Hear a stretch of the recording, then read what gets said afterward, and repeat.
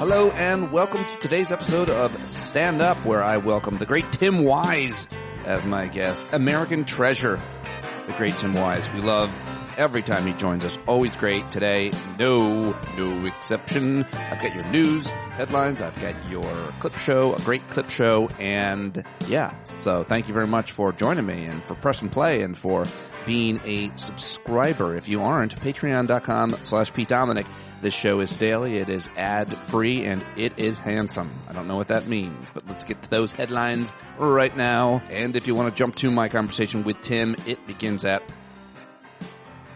Let's start with the headline over at the New York Times evening email last night that leads with a story about tariffs beginning to leave an imprint on the economy. A new report on consumer prices found that inflation accelerated in June. Well, there goes that talking point.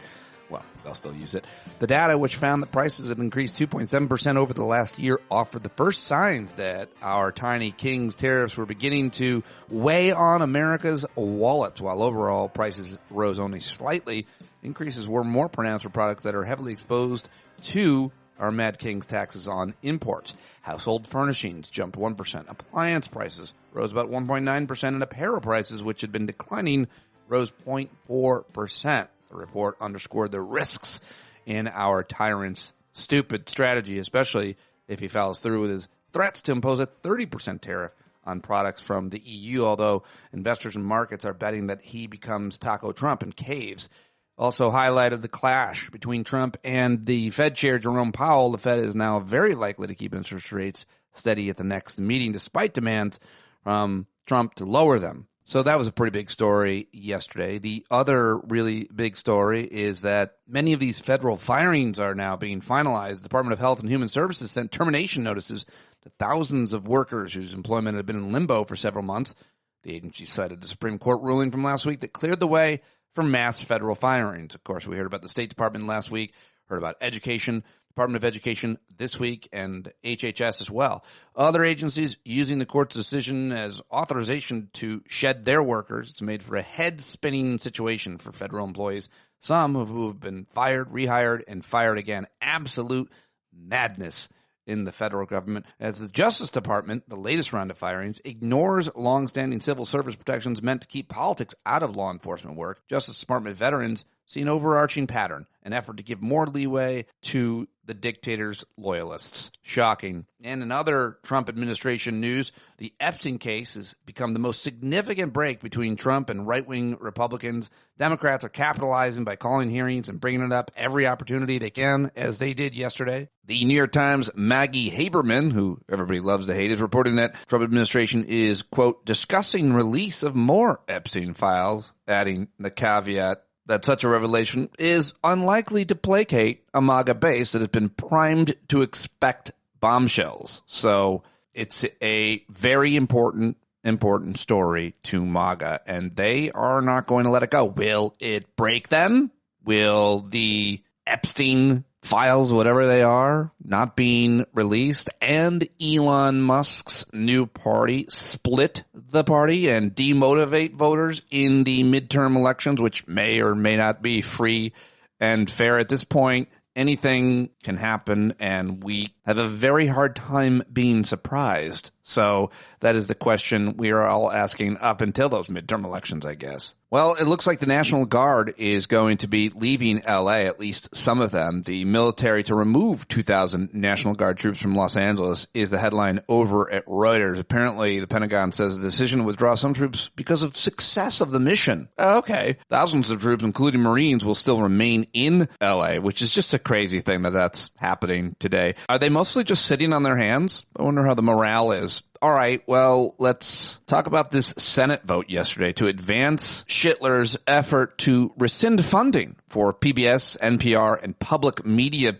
It's very important. The Senate voted Tuesday evening to advance a package that would roll back $1.1 billion in funding. The PBS, NPR, and public media had already been allocated. See, that's the thing. It's already been allocated. This is not something that the White House or presidential administration, the executive branch, can or should do. Yet our Stay Puft Vice President, J.D. Vance, had to break a tie in the Senate, 51-50, to move this rescissions package to the floor because Lisa Murkowski, Susan Collins, and old Mitch McConnell joined with all Democrats and independents against it. Final vote is expected in the next couple of days, but the cuts would zero out federal funding to the Corporation for Public Broadcasting, the entity that Congress set up almost 60 years ago to distribute grants to public media outlets. And I mean, I don't know what kind of effect that's going to have on media outlets around the country that do such vital work in the public's interest. And I want to learn and read more about this. But of course, the reason they're against that is because they do accurate, objective reporting on including things like marginal communities and nature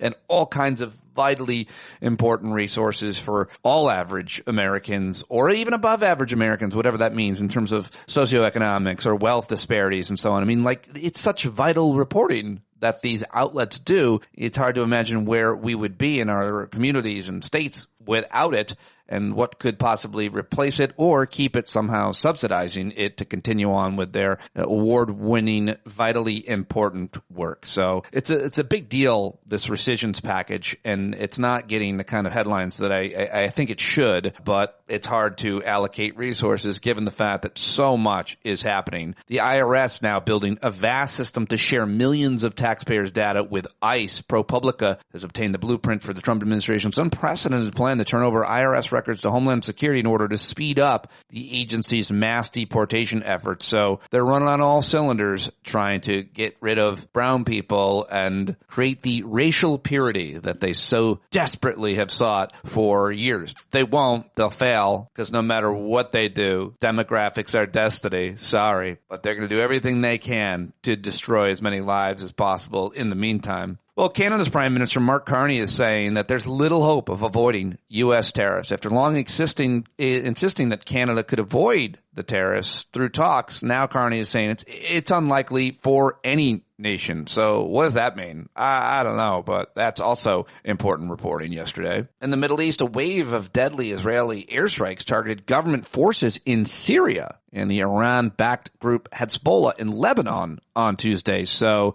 two enemies on their northern and western fronts, eastern front, I think, escalating what Israel said were efforts to secure their northern border. The strikes in Syria were a rare attack on forces of the new government, which was led by an Islamist former rebels who toppled the dictator Bashar al-Assad in December, so they're not backing down anywhere. Yesterday, Trump's former national security advisor, Mike Waltz, was on Capitol Hill testifying in front of senators who will have to vote to confirm him to the very important role as the United States ambassador to the UN. The United States representative at the United Nations.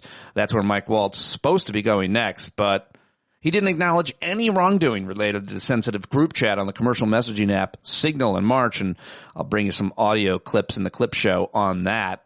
Cory Booker and others scorched him. The Associated Press and other media outlets reporting that the administration has also fired 17 immigration court judges across 10 states. According to their union, 17 immigration court judges have been fired in recent days, according to the International Federation of Professional and Technical Engineers, which represents immigration court judges as well as other professionals, said in a news release that 15 judges were fired without cause on Friday and another 2 on Monday. It's outrageous and against the public interest that in the same time Congress has authorized 800 immigration judges, we are firing large numbers of immigration judges without cause. It's nonsensical. The answer is to stop firing and start hiring. Well, I'm sure those judges didn't pass the loyalty test. That's my guess. And the final story I want to mention, really important one. If the Atlantic magazine is correct, this is absolutely unforgivable, but a lot of people, including myself, sharing the story yesterday. 5 months into its unprecedented dismantling of foreign aid programs, the regime has given the order to incinerate food instead of sending it to people who need it.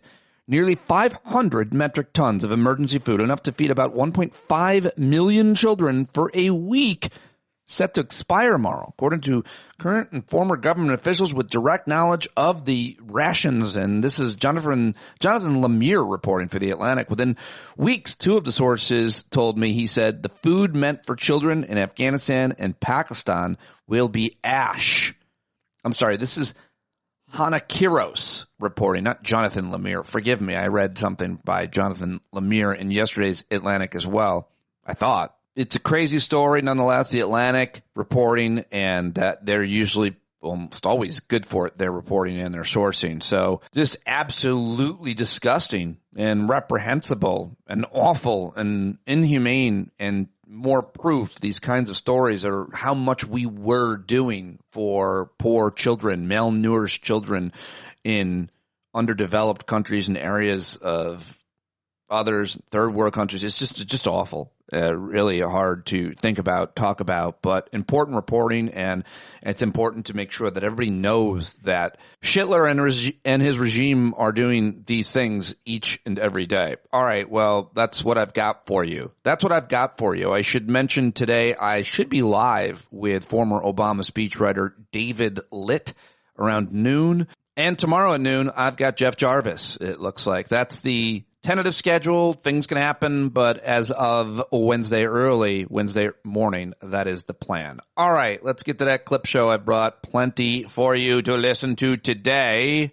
Yesterday on Capitol Hill in Washington, D.C., there was a House Judiciary Committee subcommittee oversight hearing, on how Republicans are demonizing nonprofit organizations for their political gain while completely abandoning any oversight obligations they have for the Trump administration. At least that's the way that Jamie Raskin's office put out the statement on yesterday's remarkable hearing. I've got audio from him and Jasmine Crockett coming up. They are also not leaving this Epstein thing alone. So while this stupid hearing was titled "How Leftist Nonprofit Networks Exploit Federal Tax Dollars to Advance a Radical Agenda," but all nonprofits do this. All nonprofits do it. And it's not exploitation, it's legal. And some nonprofits are right-leaning and some are left-leaning, as Raskin pointed out in his opening statements. And you can hate them all you want, but you what they're doing here is trying to act like progressive nonprofits, which is a lot of nonprofits that shouldn't even necessarily be required for certain causes like, hunger and homelessness. But wealthy people love to show up at these galas, many that I've hosted, by the way, and be seen and donate their money as a result of the fact that the government doesn't redistribute it fairly or accurately or correctly. Anyway, they had this hearing yesterday, and I want to bring you a couple clips. Let's get to it. Jamie Raskin first, who in this clip proves that even though there's a lot more to it, it's like a 7-minute opening statement, that no matter what we're talking about in any of these hearings, we're going to bring up Epstein. This is exactly what the strategy of the Democrats should be. Here he is. And it's an attempt to change the subject, obviously, from what America wants to talk about now, which is why, after promising for all of these years to release the Epstein files, will President Trump not release them? And we know they were friends, and we know they hung out, and we know there are all these pictures together. We know that Michael Wolff, Trump's biographer, said he saw photographs of Donald Trump and Epstein with minor-age girls. Well, where does that leave us? That doesn't look good if they then cover up all the information. Come clean and release the information, as the Republicans have repeatedly promised to do. There you go, Raskin yesterday. Now, here is Jasmine Crockett. It came out a new plot that Trump and Republicans want to gerrymander Texas and other states even more than they already are. And I think Jasmine Crockett is talking about that in this clip. Happen if they gerrymander? Can you talk on that? Thank you. Yeah, so first of all, it hasn't quite been said clearly that Texas has always been found to be intentionally discriminatory. And so I want y'all to understand the makeup of my state. The state is a majority minority state. And what this legislature historically has done is what they plan to do again, is to dilute the voices of people of color in order to make sure that they can get to where they're trying to go. We saw this Department of Justice decided to put out a letter, and what did they do? We only have 4 seats that are represented by black folk, where the vast majority of the people that get to decide who they have represent them are black. They decided to attack 3 of the 4 seats that we have in the state. They decided to go after a Latina. They are specifically deciding to splinter the communities of common interest, as well as just blatantly say we are going to dilute minority voices. So we know that the courts, ever since we've had a Voting Rights Act, have always found this state to be intentionally discriminatory. That is what they are going to do. So I need people of color to understand that the scheme of the Republicans has consistently been to make sure that they mute our voices so that they can go ahead and have an oversized say in this. So I fully anticipate that's exactly where they're going with this map. It's the only way to do it. We didn't understand how we got to the map that they gave us last time because that state was grown by 95% people of color. They went out of their way to make sure that we got 0 new seats for people of color. So that's exactly what they're going to do this time. Yeah, super important yesterday. That was at a press conference. Now back to that oversight hearing. Here is Jasmine Crockett talking to Republicans. Somebody had called cities hellholes, and she wanted to make sure that didn't just go by without being commented on. So she turned her very special brand of Jasmine Crockett heat up a little bit. You know what? Earlier, someone mentioned these hellholes, talking about the cities, right? Talking about cities being hellholes.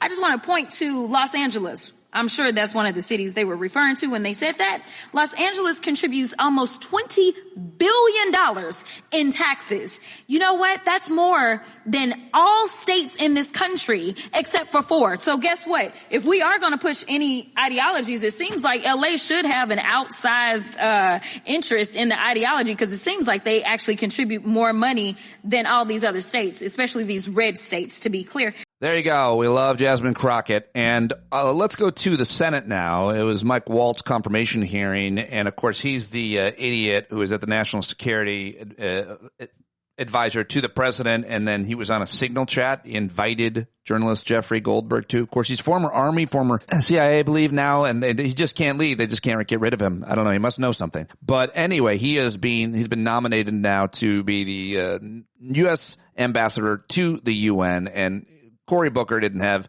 anything really to ask him. He just had this to say. Congressman Waltz, I've watched this hearing, and I've been really disappointed. And what's been troubling to me about your nomination from the beginning is your failure to just stand up and take accountability for mistakes that you made and that all Americans know that you've made. Everyone in this room, every one of us has made mistakes. But what America expects from leaders, especially leaders who are tasked with our national security or could be tasked with the position for which you're nominated for, is for people to stand up and just take responsibility, take accountability. But I heard you just blame Biden. I've seen you not only fail to stand up, but lie. You said about this person when you were involved in the sharing of sensitive information about imminent military operations. I've listened to you now for weeks and months. You said this journalist intentionally infiltrated that signal chain. You said that he was sucked in.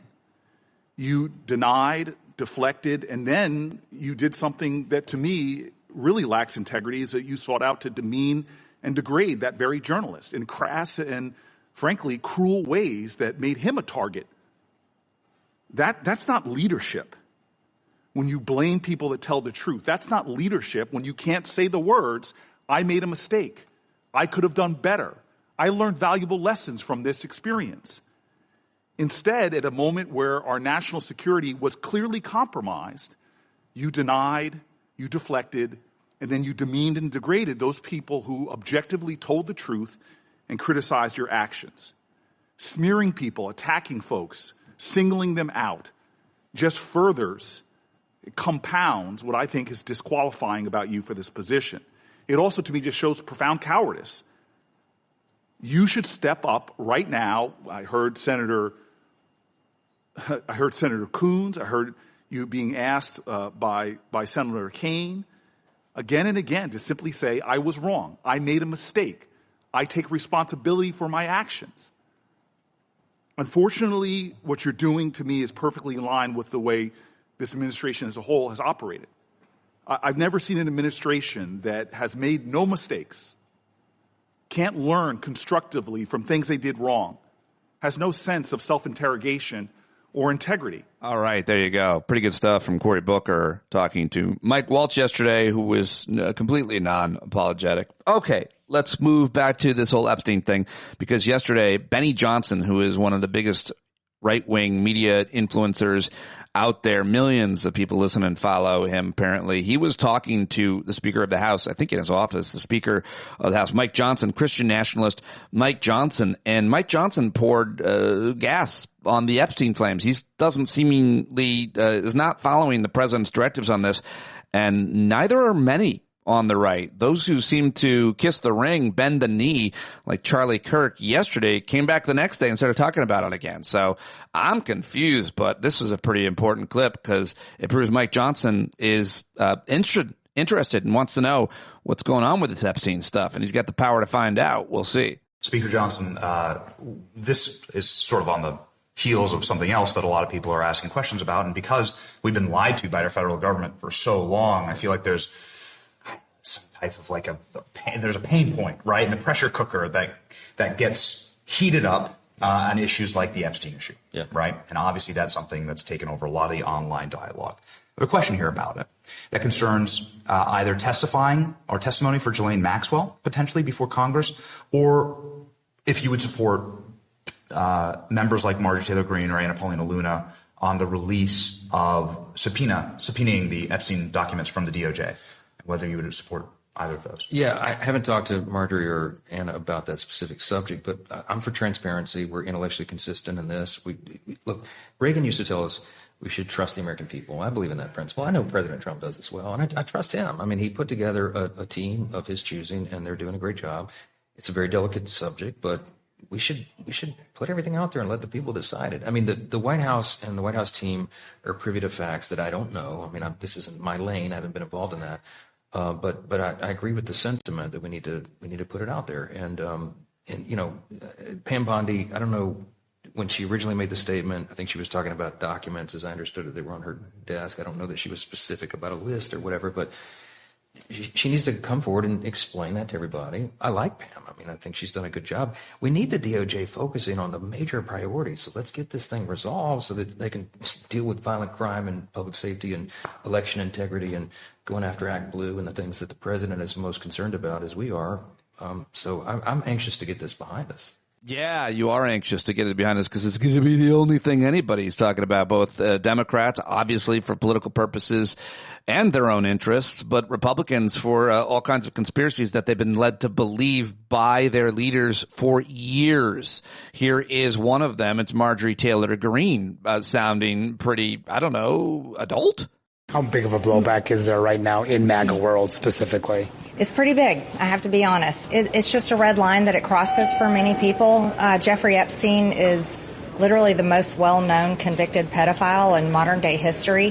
This is something that's been talked about by many people serving in the administration, myself, and many others on the right and the left, of there needing to be transparency of the rich and powerful elites that were in his circle while he was just one of the worst serial abusers of young women. It has been a very serious situation for the administration, and many people are speaking out online. You've seen it. You saw it at Turning Point Student Action Summit this weekend.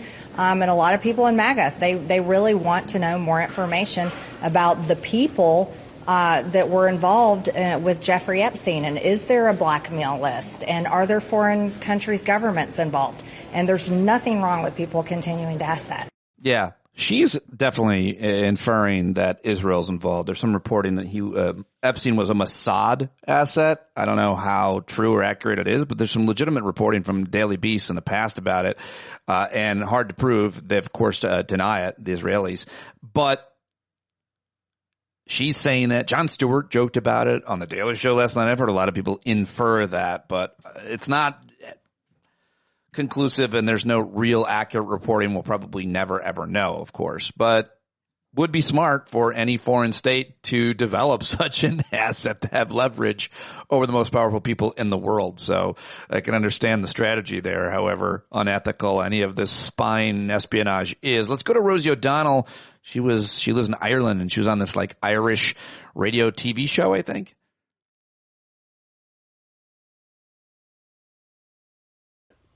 Is a day. This guy is is a danger to the world. I mean, that's the bottom line. And I told the truth about him on a show called The View, which is similar to Loose Women. He had just had a press conference for the Miss Teen USA from his pageant, who had been caught in the Village kissing a girl. And the Daily News and the New York Post put a picture of her on the cover, and he was furious. And so he had her crying on TV, apologizing to America for, I guess, embarrassing him. And it looked very much to me like a pimp with his prostitute. So we were live 5 minutes after, and that was a topic, and I simply told the truth about who he is as a person. Facts. No lies, no hyperbole, just facts. And he went crazy. That was 2006, and he still uses me as a punching bag and a way to sort of rile his base. And I am very proud to be opposed to every single thing he says and does and represents. I think he's a racist, and he's misogynistic, and he's sexist, and he is a danger to women and children all over the world. The Supreme Court has given him unbridled powers, and who knows what he can and can't do. He shouldn't be allowed to be doing what he is to immigrants in the United States without due process, but he's doing it anyway. People are being tased in Walmart. People are being beaten and rounded up and put in concentration camps. This is not America. This is not democracy. And fascism has a foothold in the United States. And unless we take a stand right now against him and everything he represents, we're done as a country. We're done as a democracy. The way that he is has emboldened people like him. And I believe that the country's followers of MAGA are in a cult. I suppose I would push back on that. It is a democracy. Yes. They voted for him. Well, many people did. Is it that they feel so left aside, so let down maybe by the way parts of the states are run that they felt they had to turn to him? His policies are affecting them, too. Look what happened in Texas. You know, Texas is a red state, and all the floods that happened there. And, you know, if you don't think there's a correlation between all of the people that he cut from the National Weather Service, from the people who predicted these storms, from the warning systems, you're wrong. And I brought that up, and people were very angry. How could you bring that up in the midst of this tragedy? Well, two things can be true at the same time. I can be grieving for all those children and people and all of the flood waters that happened and took so many lives senselessly. And I also can say the consequence of his actions was partly responsible for this. All right. There you go, Rosie. And now here's a very kind of ominous conversation between Rachel Maddow and Lawrence O'Donnell on MSNBC. Rachel's on before Lawrence, and so she throws to him, and he often will talk to her when she's there on a Monday night for a while. And last Monday night was no exception. And I thought this was interesting and this was scary, but they were talking about these government cuts and the big, bad, brutal bill and what it can do. I think it speaks for itself. Here it is. What he's here to actually talk about was completely unimaginable before Donald Trump entered politics, and it was actually unimaginable during Donald Trump's first term. It was not anything close to this level of cruelty in the first term. Yeah. And that is true about the visit to the Everglades immigration prison camp that I was talking to him about. It's also true about that breaking news that I was asking him about. I mean, again, we're just absorbing this. This is like a novel legal interpretation just revealed by the Trump administration. But what they are talking about here is incarcerating millions of people, not 100,000 people, right? Not 50,000, not 40,000 something people, which is what they've got now, not 100,000 people, which is the kind of numbers they talked about for the scaling up of immigrant imprisonment that they passed and funded in their last bill. What they're talking about, what this interpretation means is instant incarceration, rounding up an incarceration of millions of people who are living peaceably in this country right now without process, purely on the executive branch's say-so, like not letting people go to prison, not letting people go to court to adjudicate this sort of thing, and not getting their say before a judge. If we're talking about putting millions of people in prison who have not committed crimes, we instantly are a completely different country than we are today. And Obviously, this is going to be litigated, and we will see what this means. But this is a really big reveal in terms of what they are planning on. Maxwell Frost got it instantly, understood the origins of something like this and the radicalism of what they're doing all at once. And it's no longer a curiosity that he's the youngest person elected to Congress. He's a very serious member of Congress, one worth taking seriously, and somebody who I felt real lucky to have on the air tonight. Yeah, and Rachel, when we're talking about a roundup of millions or a roundup that aspires to millions, there's no question that we're now talking about American citizens, native-born American citizens being rounded up that way, because how many of us are walking the streets with proof of citizenship in our pockets? And if you don't have that and they take you, you're going to have to wait for your hearing to prove that you're a citizen, the hearing that you're not going to get under this idea. And of course, with the Supreme Court today saying, sure, Donald Trump can at least temporarily abolish the Department of Education before we get to hear the actual merits on the case against the dissent of the three democratically appointed members of the Supreme Court. With the Supreme Court going that wild and being willing to go that far for things Donald Trump is doing, which they clearly never, ever would have allowed a Democratic president to do anything similar to that. With this Supreme Court, I don't know.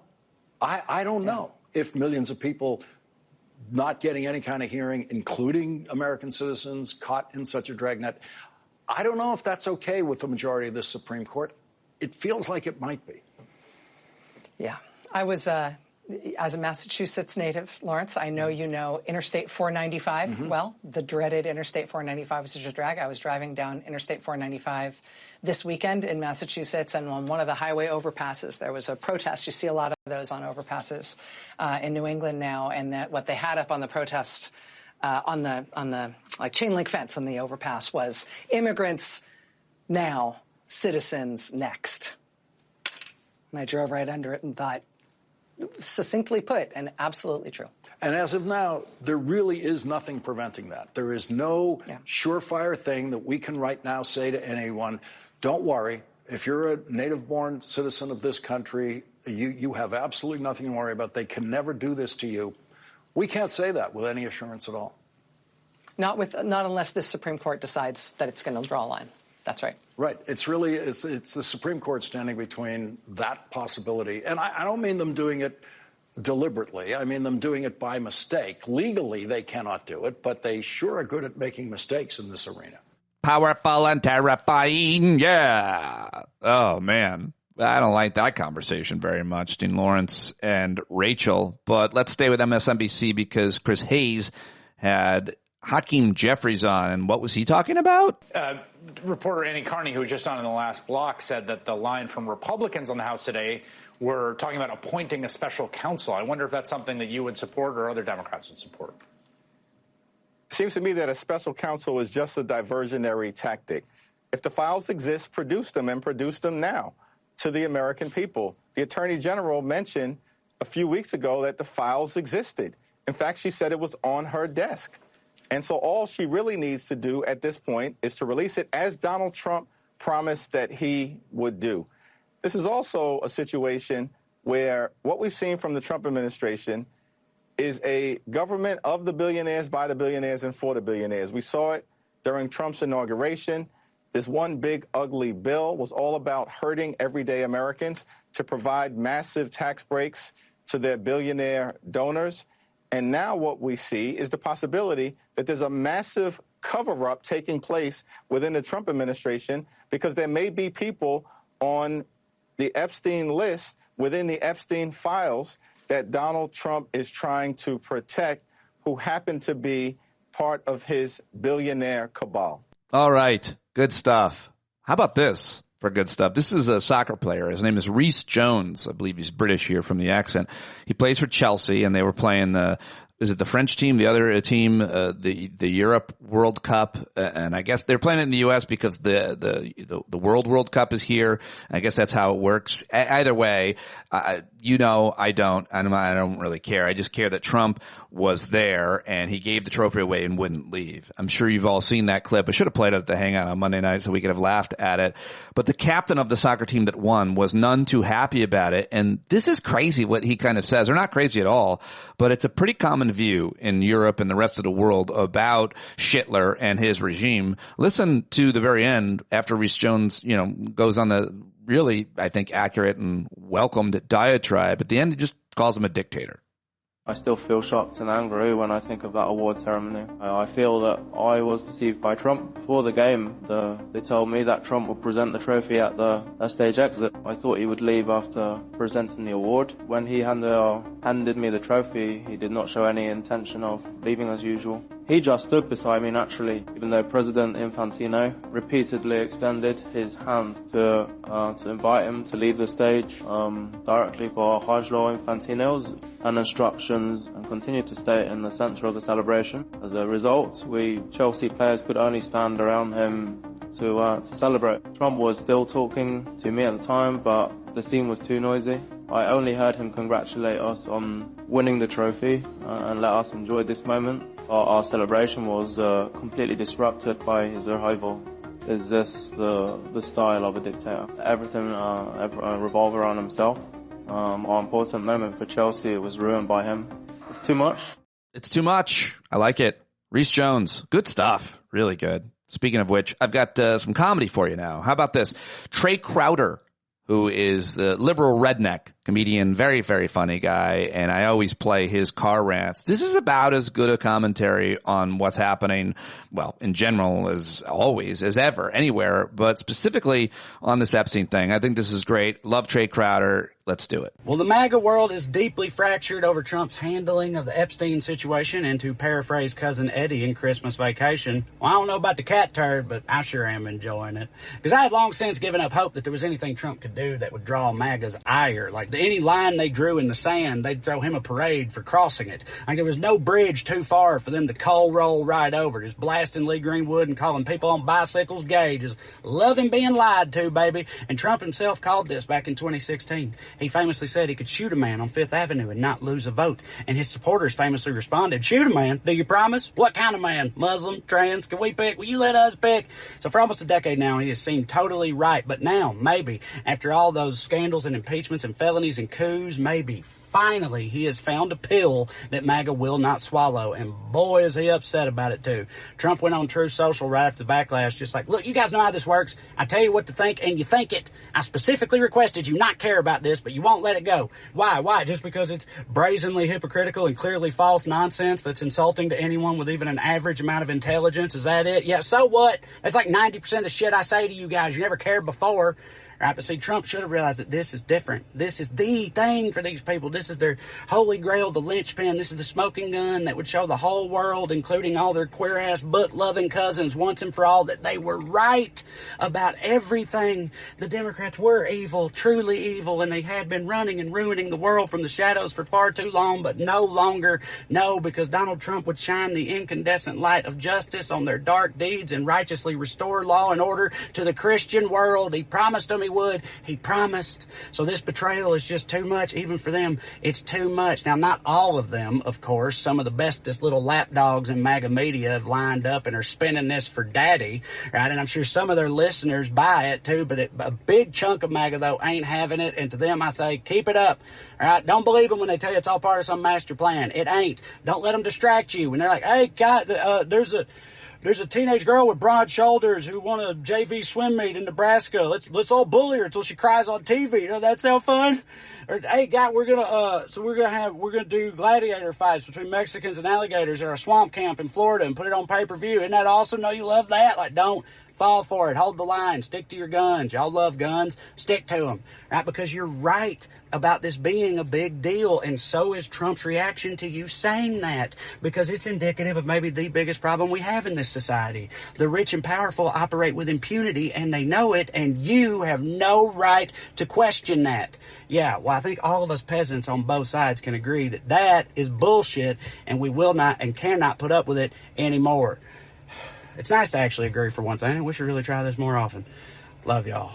All right. Always love those Trey Crowder rants. Very funny, very insightful. And let's go to another one, another funny clip. This is one of our favorites. This is, of course, J.L. Cavan, who was our guest on Monday's show, doing his impression of Andrew Cuomo for 3 minutes. And then I'm going to bring it all to you. I always love everything J.L. does. And Andrew Cuomo announced yesterday that he's running as an independent for mayor in New York City. And here is his fake statement by J.L. Good afternoon.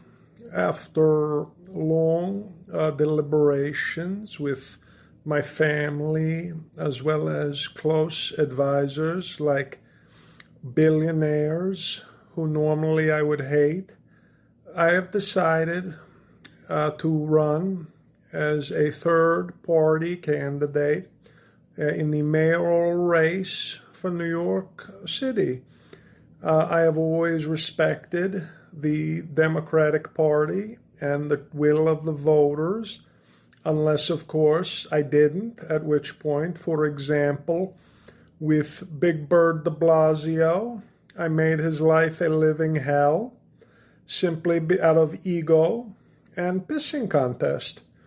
But this, what New York is facing right now, is an existential crisis between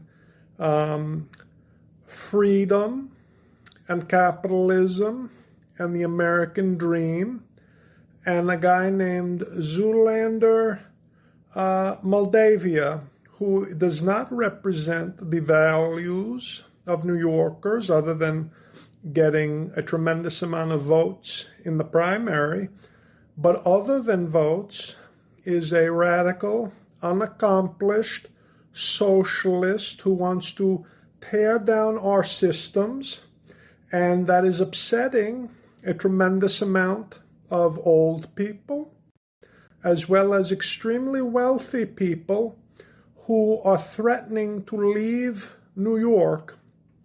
And without their tax evasion and schemes, we will face a shortfall if they leave. I am promising them to do some token measures to help the poor and the middle class, but basically to make them feel comfortable. Okay? In fact, I was talking to Bill Ackman the other day, normally a very fit, healthy person, but at the thought of paying 2% more in income tax, he actually fainted, and we did in fact have a ventilator on hand to resuscitate him, but it was very touch and go for a while there. So New York has a choice. Curtis Sliwa, who should basically just suffocate himself with his beret, Zootopia, Manfred & Sons, and Andrew Cuomo, a true New Yorker who is just basically charming and ready to win. So good luck, New York. Good luck, New York. Oh, very funny. And speaking of funny, Colbert is back after a 2-week vacation, and he's got a mustache, which is kind of funny. So we'll start with him just referring to that, but then on to the news and joke. My mustache comes to you with a heavy heart because while I was on vacation, my parent corporation, Paramount, paid Donald Trump a $16 million settlement over his 60 Minutes lawsuit. As someone who has always been a proud employee of this network, I am offended. And I don't know if anything will ever repair my trust in this company. But just taking a stab at it, I'd say $16 million would help. This settlement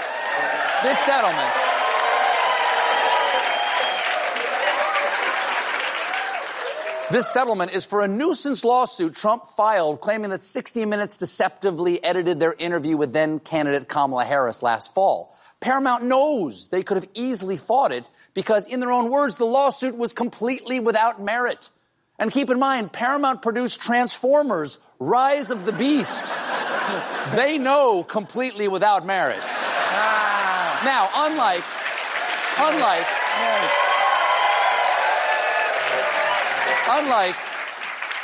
the payoffs from ABC and Twitter, Paramount's settlement did not include an apology.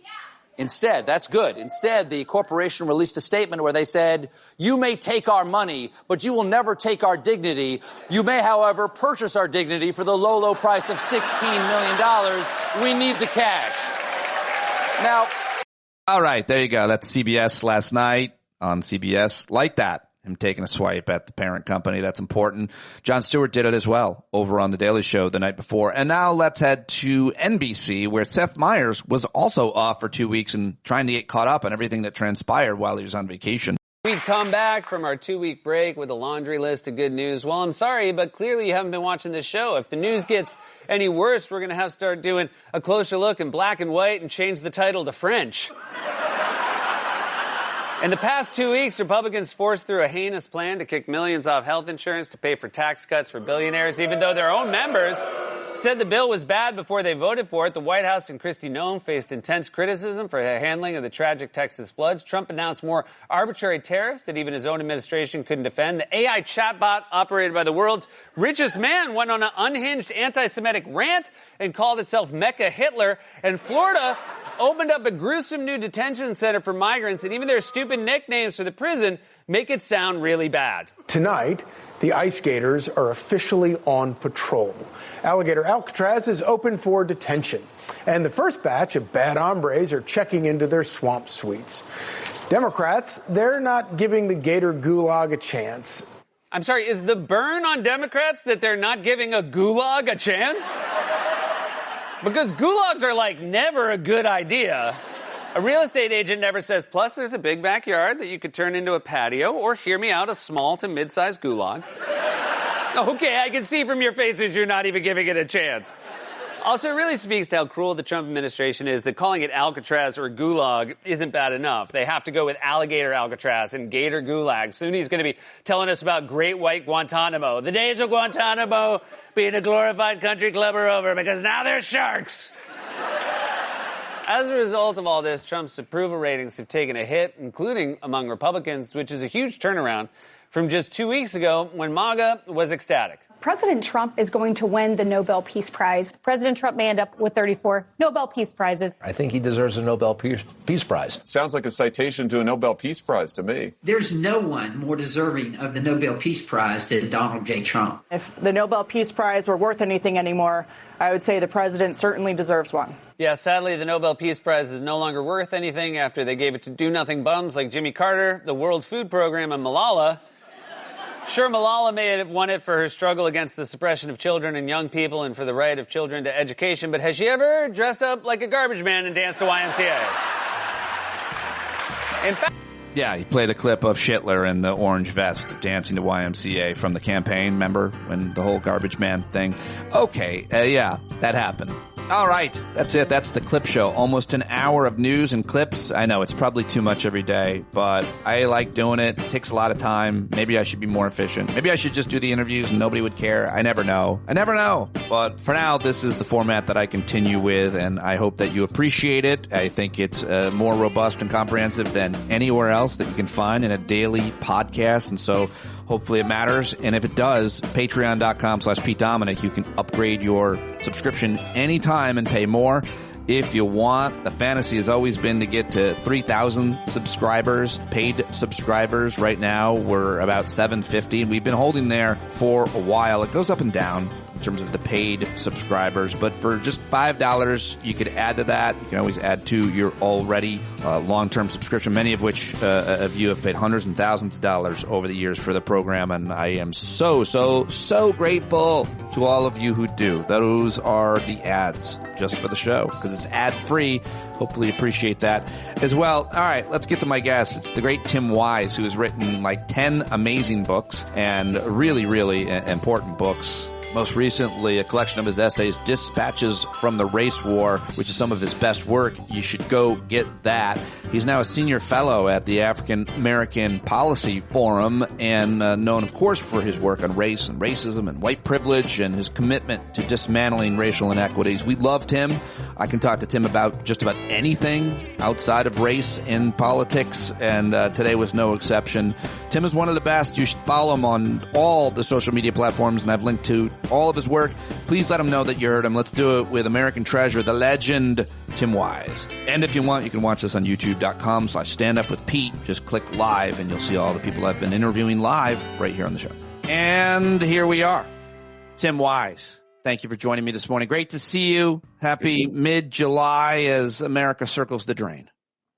Absolutely. Yes. It's another summer of utter and complete shit. So, you look around, do you find silver linings? You're finding trends, the community, people coming together, people throwing rocks at ice. Which is not going to end well, I don't think. I mean, yeah, of course. I mean, there is resistance. I know none of us are ever satisfied with the breadth and depth of it. And we all wish that it was, 20 million people in the streets every day and demanding something different. But look, I mean, there is resistance. There is community. There are people coming together to defend their neighbors from these absolutely horrific fascist, sort of disappearances that are happening all over the country. There are people who are starting to recognize that, some of what they thought wasn't going to happen because they weren't paying nearly enough attention and they didn't want to listen to us. Because what have we ever known about, like the Iraq War, the Afghanistan War, like all that shit that we were correct about, which they now admit we were correct about, but they didn't want to listen to us then. They don't want to listen to us now.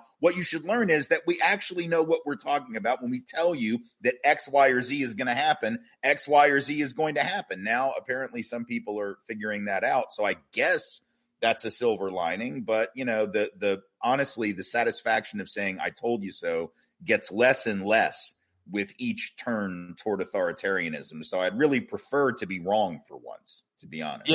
Yeah. Well said. Prefer to be wrong, but I'm always happy to hear from you and your thoughts on all of these things. And because you're unfortunately usually right about a lot of the terrible, sinister things happening, it would seem, let's talk bluntly as the only way you know how to speak, Tim, about the strategy here. This is a racial purity strategy. This is a target the brown person. We've basically admitted it now, accidentally tried to walk it back, Homan. We can target people for how they look. This is stop and frisk in a federal, national level. This is what we've seen in other countries, what we've seen in our country as well at different times and different places. How would you describe the overall strategy, which is coming from the top? I would say Stephen Miller, and supported by most Republicans that still identify as Republicans. You've been talking about it for years. What is it? How acute, how in focus is the strategy now? The strategy that they're employing or the one that we have to employ? I mean, they are clearly, what has happened? Look, this is and we talk about this a lot. People know my background, my history. This is the David Dukification of the Republican Party. The white nationalist takeover is complete. These are people who are acknowledging the things that even 30 years ago, candidates like David Duke and even Pat Buchanan to a degree had to sort of deny, or they had to use dog whistles, or they had to come up with all these cutesy phrases to sort of say what they meant. And now they just come right out and say it. Homan, as you mentioned, and others have essentially said, we are going to be profiling people based on how they look and the things that make us think they might be undocumented. Well, what is that? That's going to be speaking Spanish, I guess, in working class clothing, in really any job, if you're doing any kind of job that they assume means you're undocumented. Yeah, Senator Alex Padilla, you know what he looks like, just said, right. You don't even have to be in working class clothes. You just be in a polo shirt or whatever he was wearing, right? So essentially brown, speaking with an accent, and that's what's going to get you pulled over. It's not going to be, it's not going to be the Canadians who are here having overstayed their work visas. It's not going to be the Irish folks who are here and who have overstayed their work visas. They're not the ones who are going to be, hauled out of Irish bars on St. Paddy's Day with the presumption that they need to be sent back to County Cork, right? It's going to be brown folks from the global South, and they're admitting that. And you even have people, this was fascinating. Yesterday I was reading something from the Bulwark, their Substack, they had a piece about Mark Andreessen, and I'm sure some of your listeners know who he is, big tech bro guy, right? And Washington Post got a text chain of his, I guess, recently, where he was explaining some things to various people on his text thread who were, I guess, in the Trump White House. And one of the things that he said in this, it was very telling. I'm going to read it. He said, the combination of DEI and immigration is politically lethal. When these two forms of discrimination combine, as they have for the last 60 years, they systematically cut most of the children of the Trump voter base out of any realistic prospect of access to higher education and corporate America. Now, I want you to think about what he's saying here. This is a major tech guy. This is a major investor. This is like one of Peter Thiel's buddies, that group of people. And what he is saying is essentially, it's whining, typical white guy whining, oh, we're the victims of discrimination. It goes on and it just gets worse. But think about what he said. He called DEI and immigration both forms of discrimination. When you're called, now putting aside whether you think DEI is discriminatory, which if you tell me that, you're letting me know you know nothing about what DEI is. Forget that for a second. To call immigration a form of discrimination against the Trump base, which can only be read in that statement as white people, what you are doing is echoing the great replacement neo-Nazi white nationalist theory that these brown folks are being brought in to usurp America from their rightful owners, i.e. white people. There's no way that someone in the financial and economic power position of a Mark Andreessen would have said that 20 years ago. No way that he would have said that even 15 years ago. But in this era, he feels utterly free to suggest absurdities like that, and not just absurdities, but overtly racist calumnies upon the heads of brown folks who are in this country and going to college and getting jobs and trying to move up the ladder and improve their lives and the lives of their family, saying that that is anti-white discrimination. That is the kind of stuff that only Nazis said a decade ago. And now someone with the power of Mark Andreessen is saying it without any shame or reservation, suggesting that white folks are the targets of not just DEI, mind you, but simply of immigration itself, that we are somehow being replaced. That's what those boys in Charlottesville with the tiki torches were saying. And now Mark Andreessen is on board with that. It's fascinating. It's fascinating. It's overt. You've got to pay attention to it. You've got to know who these people are. I'm looking at that Bulwark piece right now. And in it, after they share the quote that you just said, the combination of DEI and immigration is politically lethal. Yeah. He says, Jonathan Last, who writing this, he says, I know what you're thinking. Geez, that sounds a little bit like weird racialist thinking. Oh, friend, it's not a little bit like that. And then he shares more of the texts of Mark Andreessen, who just goes more in depth on this. And he even uses, I'm looking at the piece too, and one of the things in the text thread, you'll notice it says, this is Andreessen speaking, now my people are furious and not going to take it anymore. Who are your people? I mean, is he's not talking about tech bros. Tech bros aren't being kept out of Stanford. Stanford's filled with tech bros, right? MIT's filled with guys waiting to do a startup because they don't care about college. They just went to meet somebody with more money that can invest in their company idea. So when he says my people aren't going to take it, Mark Andreessen is talking about white people blatantly, openly advocating the notion that white folks should engage in more of this tribalism to protect ourselves from the dreaded racial other. Once again, this is stuff that Reagan wouldn't have thought to say, not in these terms, that neither of the Bushes would have ever said, that most of the Republican Party establishment wouldn't have said, that no one who intended to have any type of respect or to be Kane or Romney. Right. Nobody would have said this a decade ago. Now this is the currency of the realm in the MAGA Republican Party.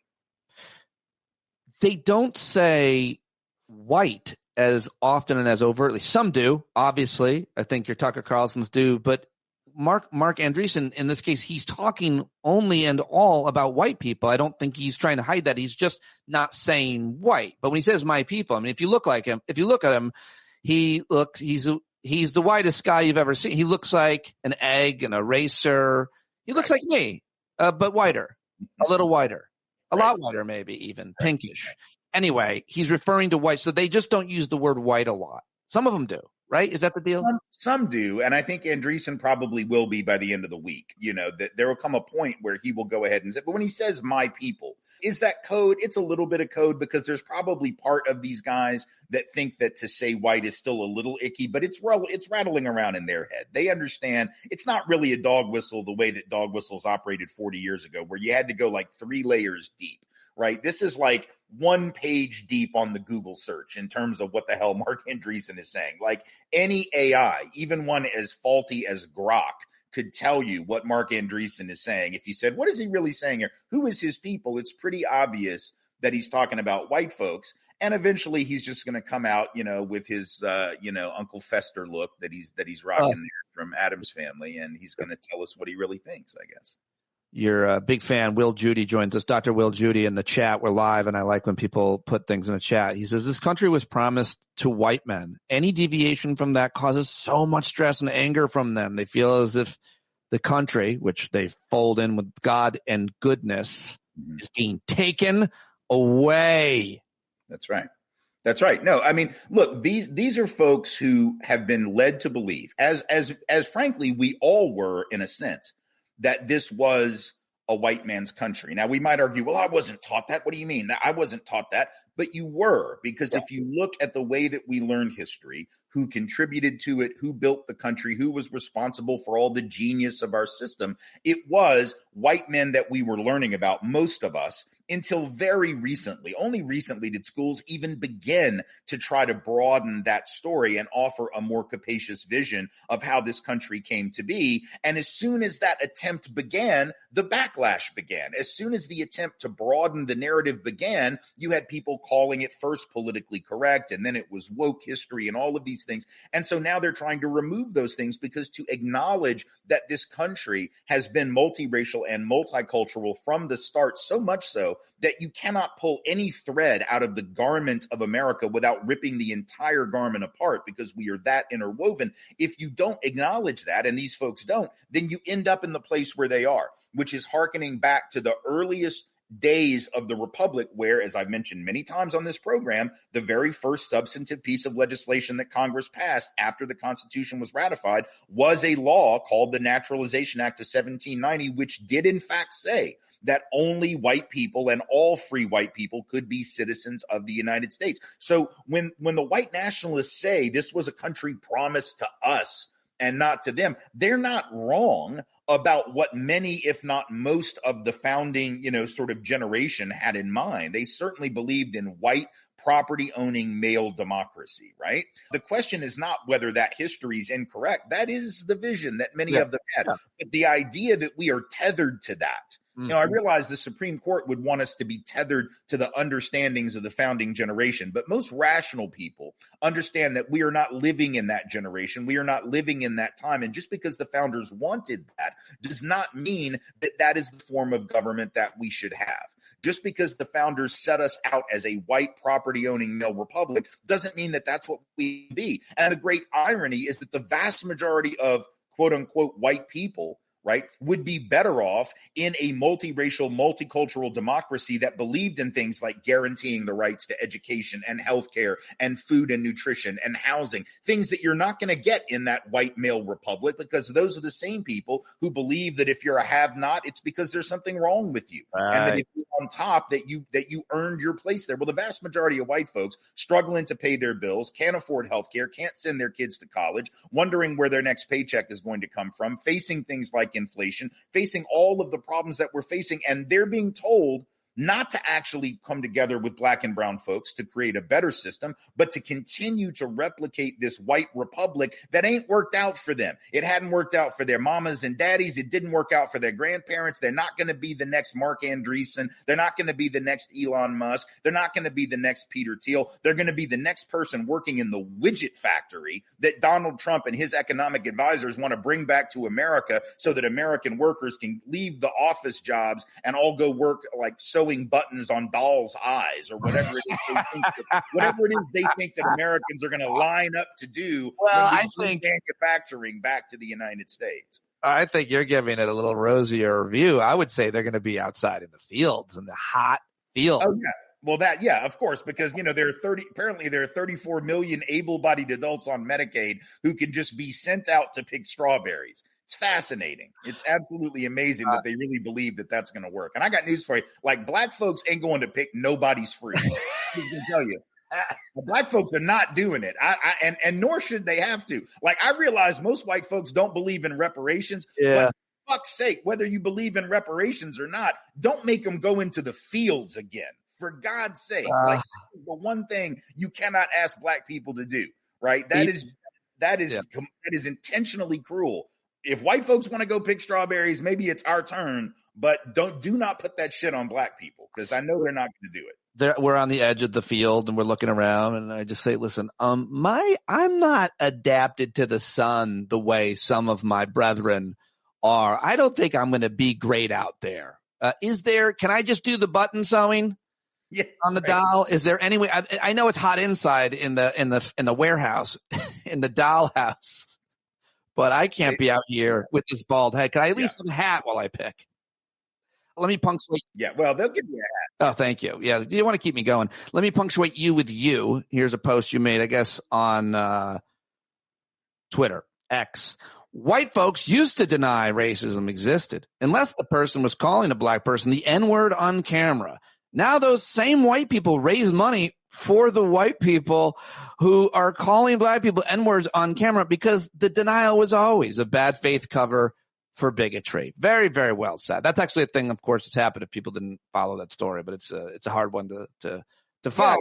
Yeah, it used to be the case, and this is what people would say, that, if you weren't like burning a cross, using the N-word, committing an obvious act of hate, and on camera so we could all see it, then we should assume it didn't happen. We should assume it was a hoax, or we should assume it was misunderstood. And then you get that story of that white woman, calling the black child the N-word at the playground or whatever it was a month or so ago, right? And they immediately have a GoFundMe, but they didn't use GoFundMe. They used that Nazi GoFundMe, that right-wing version of it that'll raise money for every horrible cause that you could possibly imagine. Like, if you want to invade Poland, I'm pretty sure they'll let you raise money on that platform to invade Poland just to bring back the good old days. But they raise money for this woman. They raised like $700,000 or some nonsense for this woman just because she had been critiqued, and she went back on the air and said, "Oh, I'm getting hate mail. I'm getting hate messages." Well, you called a black child the N-word and a playground on camera in the internet era, you dumbass. What did you think was going to happen? And then we're supposed to feel sorry for her. And now she's got $750,000 or whatever to spend on her little rugrat after she called this black child the N-word because racist wanted to defend her. Wanted to defend an overt racist, the kind of person who 20 years ago they would have said, you probably shouldn't have said that. We're gonna let you go. We're not going to come to your defense. Now they will come to the defense of people like that. That is what happens in a society that is overtaken by the forces that are running this place right now. That's where we are. Remember when we were in a political atmosphere where guilt by association could sink a candidate's career if they were at one point friends with, mentored by, palled around with? And granted, I can't think of too many examples of Republicans having this hurt them too badly. I'm sure there's plenty. It's more things they said that would sink them. But like Obama and Bill Ayers like 30 years ago, or his former pastor for a 6 months, Jeremiah Wright, those things were week-long stories, month-long stories about who Obama knew 20 years ago. Meanwhile, Trump's best friend was Jeffrey Epstein. He dines with Nazis. Every day he's associated with crazy, terrible people, from Alex Jones to Laura Loomer. But obviously much of his base is, supportive of those ideologies. But it's just a quaint time to think of how guilt by association, even if it was like 30 years ago, right, or clearly naked. It wasn't even that. Like, I'm old enough to remember when Howard Dean's career crashed and burned because he screamed "Yee-haw" on a stage.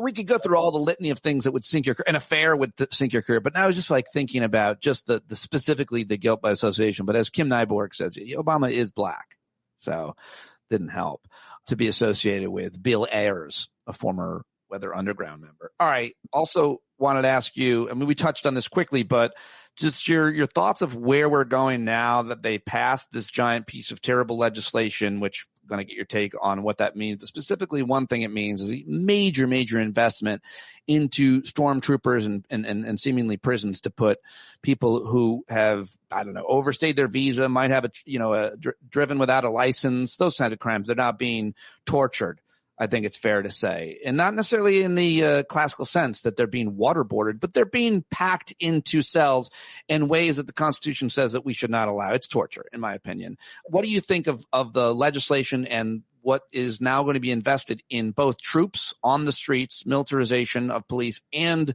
jails, prisons, detention? Well, that's what it's going to amount to. We are slashing programs that are needed by hundreds of millions of Americans. We're not just talking about the cuts to higher ed funding and loans for college, making it harder for working class and middle class folks to be able to obtain higher ed if they want.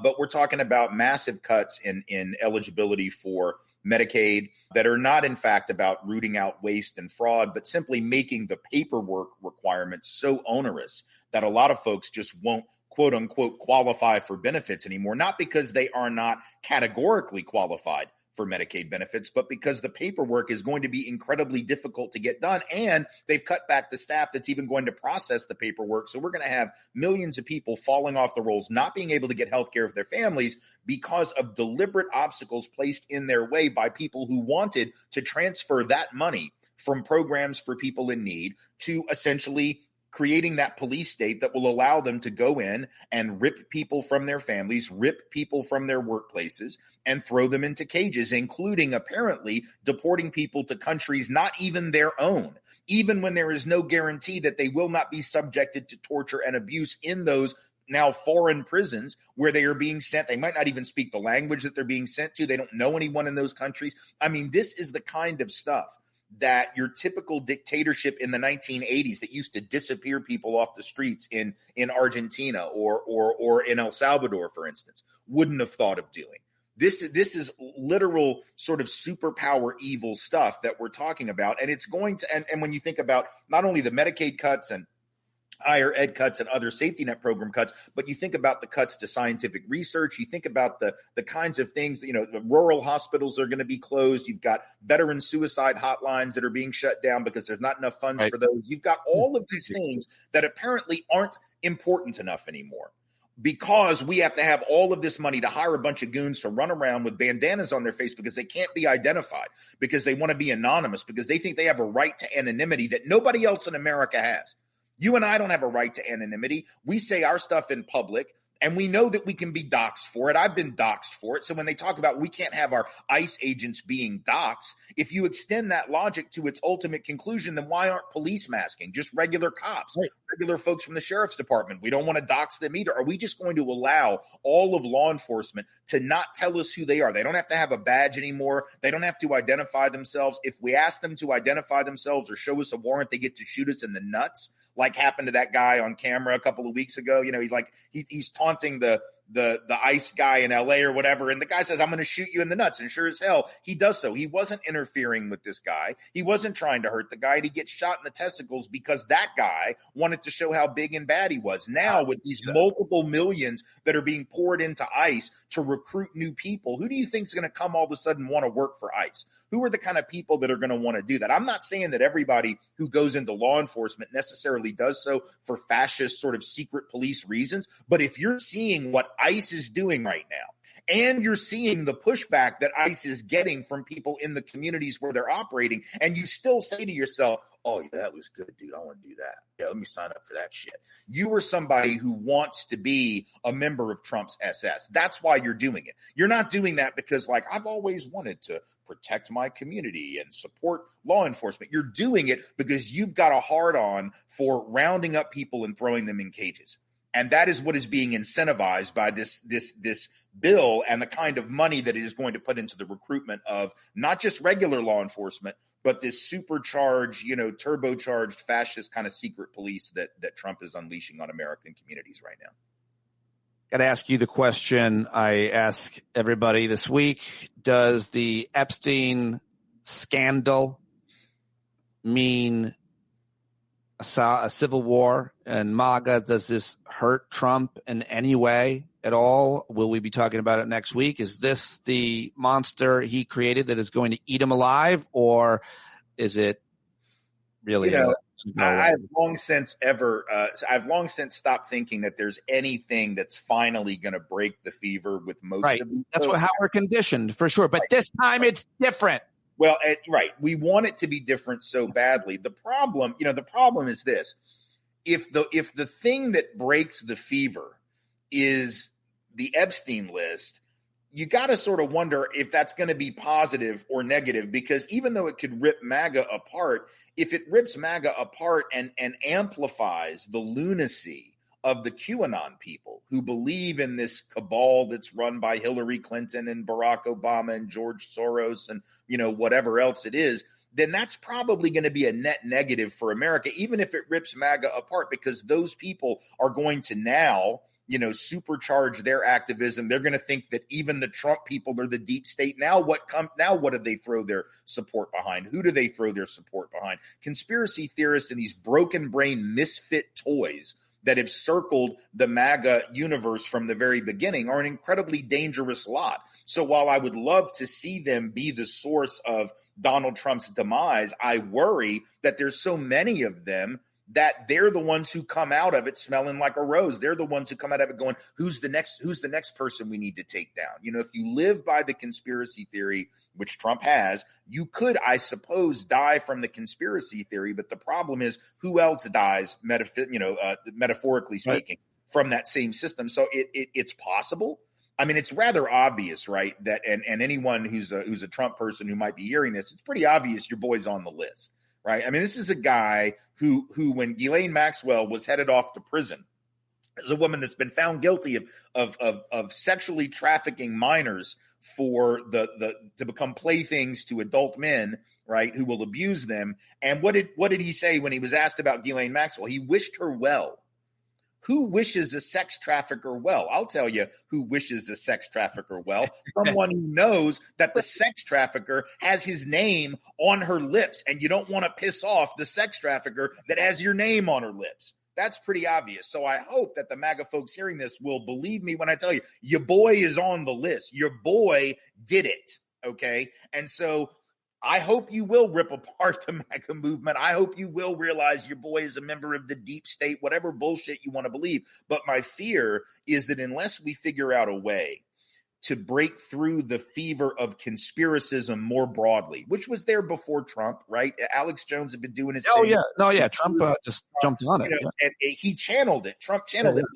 That fever is there waiting for someone else to come along and pick it up. And in an era like this, with rapid technological and cultural change that people sometimes can't get their head around and don't know how to manage, that leads to more conspiracism. So we've got to have a full court press, not just against the MAGA side of that divide, but the conspiracy QAnon side, because they're going to be around, and God knows what the next iteration of dumb shittery is going to be that they bring to the country. It's amazing. And you make such a good case in that whole thing. But the one thing you didn't mention, and we don't know, you said list a couple times. We don't actually, that's probably a myth too, that there's a list that came out, but Trump's name is in the file, whatever it is, whatever the record is. They were best friends. Somebody tweeted yesterday, there are more pictures of Trump with Epstein than there are trans athletes in the NCAA. And it's a good point because it's funny, but it's also a good point. If you're more outraged by trans athletes than the Epstein thing, that Trump is such good friends with him. But also the one thing you left out, which I just think should always be mentioned, is Elon Musk said that Trump is in there a couple of times now. And I don't know if he's seen the files, much less if Trump's seen the files, but I'm guessing he has. Yeah, of course. Of course. Look, he was clearly in that orbit. And to suggest that he wasn't is to suggest that, everyone who says that he was around, the pictures of him being around that we know were there, the testimony we have from people who saw him, who were interacted with him. I mean, Epstein himself saying that I was his best friend. Now, to be honest, I don't know that Donald Trump ever really has friends. I think if you say you were Trump's best friend, you got to remember all other people to Donald Trump are transactions, right? Yeah. So I don't think that he and Epstein sat around and shared intimate emotional thoughts the way that most friends do with one another. But did they pass around 15-year-olds? It's decidedly possible, I would say. Yeah. I hated that I laughed at that. I hated it so much. Right. But no, it is. You hated it because you're like, I got to call my lawyer. I don't want to get sued. No, I didn't. No, I'm not worried about that. Somebody on my local MAGA Facebook page, I said Trump's a rapist. He's like, good. I look forward to you being sued for defamation. I was like, okay, if you want to file a lawsuit against everybody who's called Trump a rapist on social media or anywhere, there's been a lot of lawsuits. I think you're going to pick and choose, and you're probably going to go for, Rosie O'Donnell on AOC before you come to Pete Dominic on the Clarkstown Facebook page. But hey, yeah, maybe. But I got to ask you about New York City politics, Democrats, and this Zohran Mamdani win. I haven't talked to you since then. And obviously, I think this is a really good question for you, as we also want to get into. I want to talk with you about Israel and Gaza and everything that's happening there and how much worse it's gotten. Today, there's this amazing column written by a former Israeli officer and soldier who is a genocide scholar and expert at Brown University named Dr. Omer Bartov.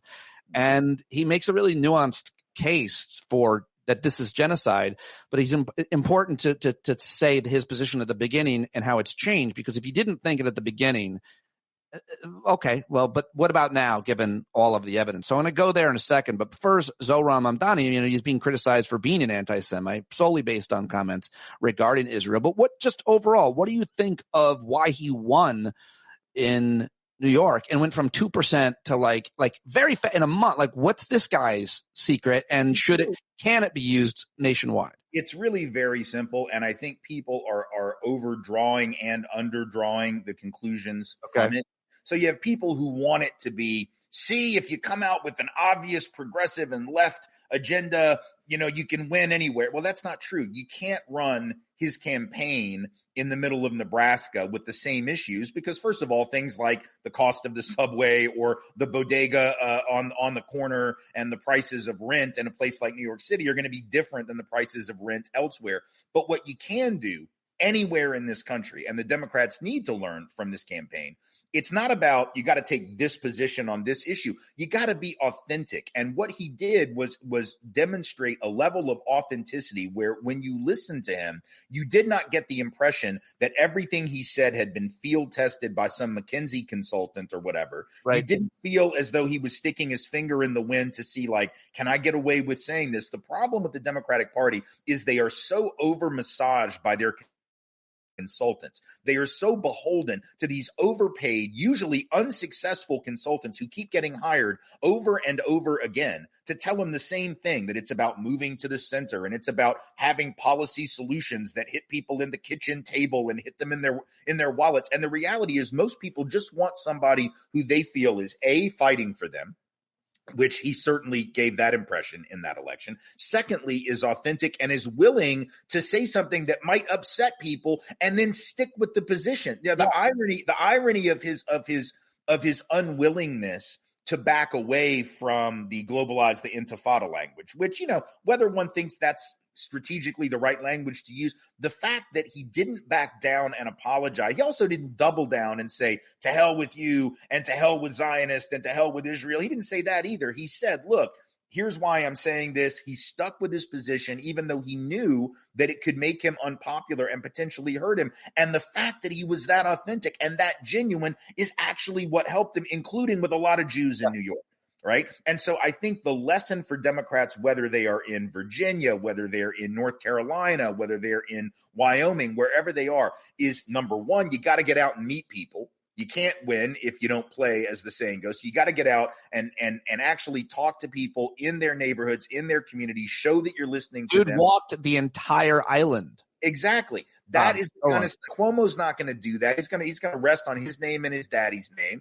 There are folks who are going to line up their funders. They're going to line up, their sort of their political machine. And I think what we're learning on Republican and Democratic voters are tired of whatever their machines were, which is why MAGA has replaced the old Bush, machinery that had existed prior to that, right? And the Democrats are going to have a similar reckoning, but it's not about, what's your plan for broadband internet? No, that's not it. You got to have an authentic voice that speaks to very broad concerns, that demonstrates an authenticity and doesn't sound like it was filtered through a consultant's focus group. And the Democrats are terrible about that. And he wasn't, and that's why he won.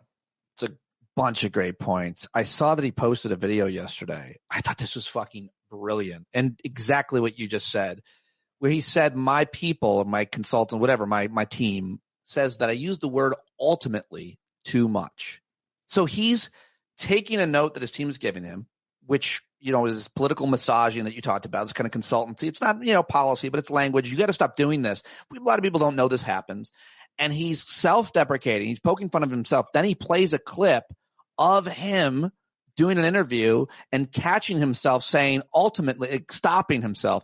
It's hilarious. It's self-effacing. It's showing that, of course, he has a team telling him what to do. He's not hiding that. It's right to the point of that authenticity you mentioned. Also, Andrew Cuomo can't walk. You said you're not going to see Andrew Cuomo walk, the island of Manhattan the way through New York City, the way that Zoran did a couple days before the election. Because if he did, he would need so much security. He'd be getting screamed at. If he shows his face, even for a couple blocks in New York City, Andrew Cuomo, he's getting double middle fingers all the way. People hate him in New York City, except for the ones who hide their faces but won't their vote. So on to Israel and what's happening there, because you basically said Zoran Madami's not going to, trash Israel and Zionism, but you have. Yeah. Take it away, Tim. I mean, you just had I'm glad you asked me this today. Yesterday, I happened to stumble across, and maybe it's been out for a while. I didn't notice the date, but I came across a video on Instagram. It was Mandy Patinkin. Yes, I shared it on yesterday's show, and it went viral. And I mean, you can go ahead and pick it up, but it was astounding. Mandy Patinkin, just an amazing entertainer, fantastic actor. I used to be good friends with him. I only interrupt you because listeners know there's a private story I've told about him, which I'll tell you when I hit stop. Wait, you're friends with Mandy? I was for quite a long time because he worked out at my gym, and then we just followed each other's careers. I ended up interviewing him a bunch of times when he was promoting shows when I was at Steelers. Yeah. So I've always admired him, and what little I've heard from him politically, I've always admired and tended to agree with. Well, he was talking about this as a Jew. He was talking about his feelings, and he likened the point that he made. He was talking about Princess Bride, which of course is probably his best known work among people who don't really follow his career. It's his best known work. And the character that he played, Inigo Montoya, people who've seen the film know that at the end he has this line. And Mandy's talked about this line before in other contexts, but it is so apropos to the sort of issue of Israel and Zionism and everything that has gone wrong there over the last, 75, 80 years. There's a line at the end where Montoya says, I've been in the revenge business for so long. Now that it's over, I don't know what to do with the rest of my life. Right. And what Patinkin is saying is that in a way, I think he has double meaning in the clip, and I'm not sure because I didn't get a chance to ask him about it. But there are two levels at which that statement speaks to the situation in Israel and the situation with Gaza. Number one, that the founding of Israel itself was founded in a narrative of victimhood, and I'm not even talking about the Shoah and the desire to get revenge for what Hitler did, but the entire founding of the Jewish state, going back to Theodor Herzl's work called The Jewish State, he talks about the sort of inevitable anti-Semitism of the Gentiles. Like, they will always hate us. They are always going to try to kill us. That's what they do. It's what they've always done. We will only be safe here. So it was an act of revenge. It was a way of saying, we're going to get back on those people who've been trying to kill us by going and being the strongest army in this region. If you mess with us, we're going to kill you. So He's Theodor Herzl. I just had to look him up. He's the founder of modern political Zionism. Right. He was exactly. And he talked about in the Jewish state, like that we would never escape anti-Semitism. And really sort of sickeningly, Herzl also blamed Jews for anti-Semitism, said, that when we come into these countries, we carry with us these habits that other people find disgusting. They blame us for the power of the purse. They blame us for being a revolutionary proletariat. And they sort of have a point. Like, he literally excuses some of it as a way to say, we all got to run to Palestine. We got to run to, this ancient homeland because we're never going to be safe. It was an act of survival, perhaps he would argue, but also revenge. We're going to show you. You think you're going to kill us. We're going to go take your shit, and we're going to be strong. And if you mess with us, we'll kill you. So there was a revenge aspect there, which speaks to what Inigo Montoya's character, Patinkin, voicing that character, was saying. But there's also the Netanyahu angle, because Patinkin was talking about Netanyahu specifically in the clip as well. Yeah. And people who know Bibi's history know, his brother was killed in the raid on Entebbe, and he has been trying to get revenge against anyone who would ever challenge Israel or harm Israel in any way ever since his brother was killed. And so we're talking about somebody who has a personal revenge motive, a nation that is seeking revenge for all of the horrific things that have been done to our people. That is not, and Patinkin would acknowledge, I certainly acknowledge, every anti-Zionist Jew that I know acknowledges the problems. And I shouldn't say that Patinkin's anti-Zionist, because he actually says in the clip that he supports the state of Israel. So I don't want to put that phrase on him. I use it for myself. But anyone I know who is Israel critical or Zionism critical within the Jewish community, we all, every last one of us, would acknowledge that the reality of anti-Semitism is something that we live with. We understand the horrors of that. We have faced that. I have had death threats based on my being a Jew, not just being an anti-racist and a leftist, right? But being a Jew. I get them all the time. So I'm fully aware that there are people who do not mean me and my family well. And I understand that there are people who do not mean Jews more broadly well. But the idea that we are going to be able to take revenge on everyone that has hurt us by showing them how strong and how badass we are with our tanks and our planes and our guns and our weapons and our territory are missing, that we are, as he talks about in that clip, doing the same thing to other people that has been done to us. And if you're not horrified by that, then you have lost whatever it was that Judaism was that was valuable, whatever it was that you grew up with as a Jew, that you found ennobling about Judaism, or that you found inspiring about Judaism. If you don't feel for Palestinian people the same thing that you would insist others ought to feel for you, then part of your soul has died. And that's what he was saying in that clip. And that's what I think we all should be recognizing right now. Whether or not you believed that this was a genocide, by the end of October, let's say 2023, I knew it was headed that way. I knew that's exactly what, and once again, we all said it.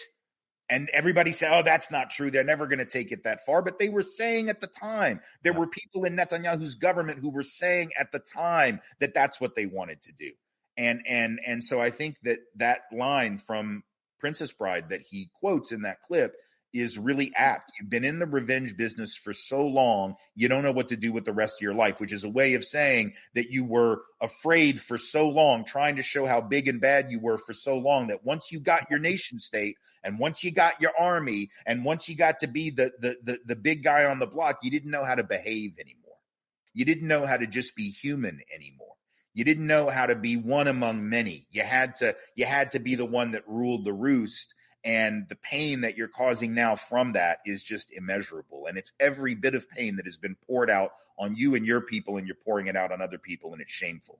Man, I'm so glad I asked you specifically about that and everything else, of course. I really appreciate all your thoughts today, and I got to let you go do other things. But Tim, American treasure, always happy when we get to chat. Love to be in your classroom, as I know so many other listeners do as well. I'm so glad that you're able to do it today and whenever you do. Thank you very much. Anything you want to plug? Anything coming up? Anything people need to know about what you're doing? I do want to put in one plug. Yeah, as a matter of fact, we are, people know that I am with the African American Policy Forum. I'm senior fellow there. And we are having the Democracy Defenders Summer Seminar and Summit. That's a mouthful, but Summer Seminar and Summit in Nashville from July 20th to the 25th. I know that's coming up soon, but if anyone's watching and they think to themselves, you know what, I'd like to go to Nashville next week. Come. You can go to aapf.org. There's a sign-up place on there. We're going to have some incredible combination of both scholars and activists and advocates from all around the country who are going to be coming in to really think about how do we fight back in this moment. how do we resist in this moment? We need both an analytical framework, which the scholars are going to provide, and then we also need to have sort of an activist blueprint, which we're all going to create together. So if folks are going to be in the area already, please, by all means, go to aapf.org, sign up for that. If you're not planning on being here, but you think, next week I got nothing going on, what the hell? Let me take a little vacation to Nashville and do some democracy work. Please, by all means, come. aapf.org. There's a sign-up sheet right there on the front page. All right. Thank you. As always, much appreciated, my friend. Thank you very much. Thank you. All right. There he goes, Tim Wise. There are links to all of Tim's work in the show notes. Please look at the show notes from time to time whenever you like a guest and go support them. Write a rating and review of this show on Spotify, on Apple Podcasts. Subscribe on YouTube and Substack at Stand Up with Pete. That's all I've got for you today. If you liked it and you aren't paying for a subscription, please, this is the third plug and ad because I don't have ads. Patreon.com/Pete Dominic. You can always pay more than $5 if you want. And I'll see you on Discord today. Hopefully at noon, you'll join me with former Obama speechwriter David Litt, who's got a new book out tomorrow at noon. I'll have Jeff Jarvis. There will be no hangout tomorrow night. My girls are coming back from Sicily, and there's a lot to do and see with them tomorrow. So looking forward to that. And, okay, well, that's all I've got for you right now. Oh, you know what? I'll be live on Friday as well. I think at 1 and 2 p.m. Florida Education Association's Andrew Spar is going to join me, and Dr. Rob Davidson from Michigan, a ER physician and advocate for healthcare, is also going to join me to talk about these Medicaid cuts and RFK's addled brain and his policies. So that's Friday, I think, at 1 and 2. So that's it. That's all. Thank you, John Carroll, everybody, for writing all of the music for the show. JohnCarroll.org. Go download this album our song is on Stand Up, and I will talk to you tomorrow, I hope. Thanks. Bye.